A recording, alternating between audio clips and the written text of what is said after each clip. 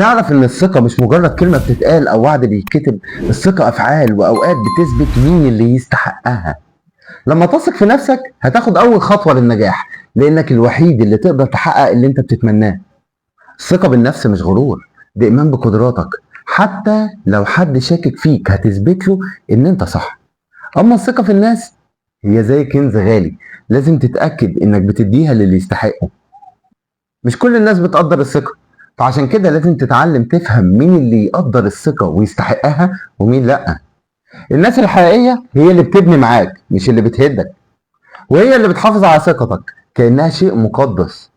الثقة رحلة بتبدأها مع نفسك وبتشاركها مع اللي يستحقها، وفي نفس الوقت واجه نقط ضعفك واشتغل عليها.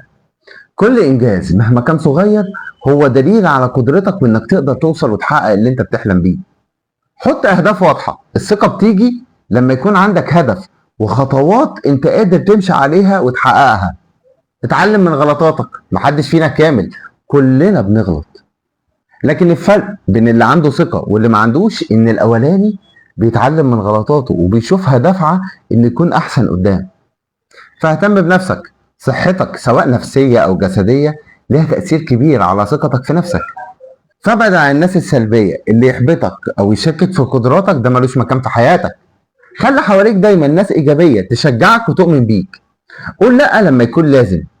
جزء من ثقتك بنفسك إنك تعرف إمتى تقول لأ لما يكون الحاجة مش مناسبة ليك. الثقة بالنفس مش حاجة بنتولد بيها، لكنها مهارة بنقدر نطورها يوم ورا يوم.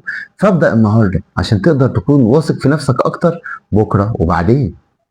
إبراهيم أبو بكر لعبها كده، وانت بصيلي عايزنا نتكلم عن ايه في الجاي. وخليني اقول لك انك كده اذا ما كنتش